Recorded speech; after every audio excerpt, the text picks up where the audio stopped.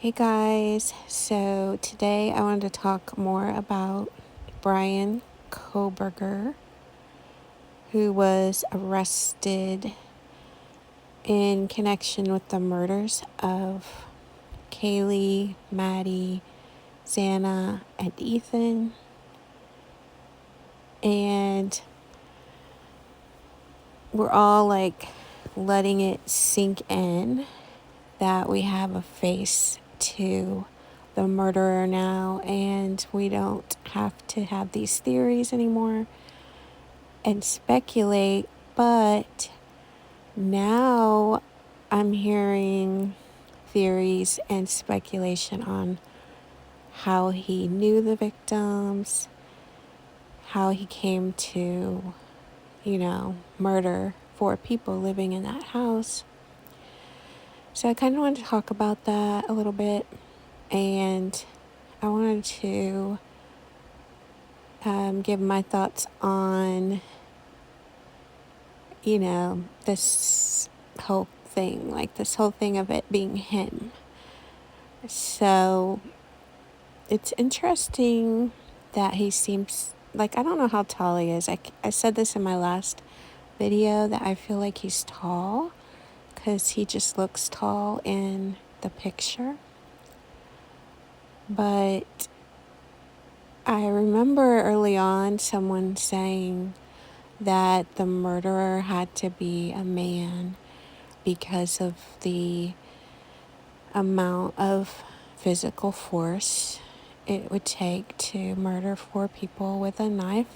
And a lot of people were wondering, how he murdered Ethan, because apparently Ethan was athletic, and so it kind of looks like this guy's kind of big. Plus, he was in the dark, and a lot of them, the victims, were drunk or even asleep. So he's definitely like a coward that, he's not giving anyone a chance to fight back.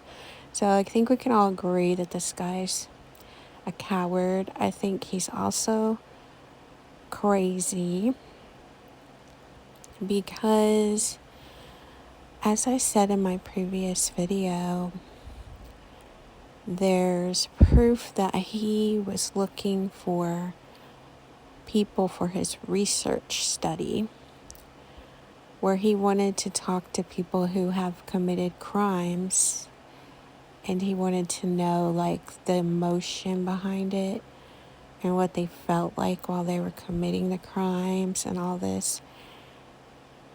And so it sounds like, this murder was an experiment for him. It's like he was so into true crime and all that he wanted to feel what it was like to be a murderer, which is crazy and evil and sickening. So he's crazy. So he's a coward, he's crazy, and definitely evil. But okay, so some of the rumors I've heard are that his sister lived next door, is a rumor I'm hearing, and that he would visit his sister and he could see the comings and goings of the people in the house, and that maybe his sister complained about the noise. So I've heard that. And then I've also heard someone say that he's the brother of one of their friends. So I've heard that. And then I heard that the family of Kaylee said they don't know him, but they're finding connections between Kaylee and Bryan that they are not ready to discuss yet. So they are seeing connections, which could be the rumors I'm talking about, Maybe he is a brother of one of her friends, and that's like the connection. But, maybe Kaylee didn't really know him because you don't always know your friends' siblings. So that could be the connection. Now, those are just like things I've heard. Now, my thoughts are of some possible connections are he might have went to parties in that house like years ago, and when he thought of like randomly committing a crime like this for his research, maybe something about that house had stuck out at him, and maybe when he was in the house he thought it would be easy to break into, and that could be why he chose that house, because of the previous owners. He might have known them. And it reminded me of the Manson murders, because remember, Charles Manson had an encounter with the previous owner of Sharon Tate's house. And there was something like he was mad at that guy for some reason. I think he even knew that that guy moved, but he chose that house to, have those people get murdered, or have his people murder those people. I remember hearing that. So sometimes it is like just the house in the mind of a serial killer. So that could be the case. I mean, regardless of the reason this guy did it, there's no excuse, obviously. But it's just, I just feel like it's like sad regardless. But when crimes are like random, it makes you think like, gosh, is there really like no hope for humanity? Because there's more and more random crimes and active shooters and people that don't care who the victims are. And not that it's any better when they know the victims, but I guess it makes the rest of us feel a little better, because we're like, oh, they had beef with that person. That's why, there was a murder.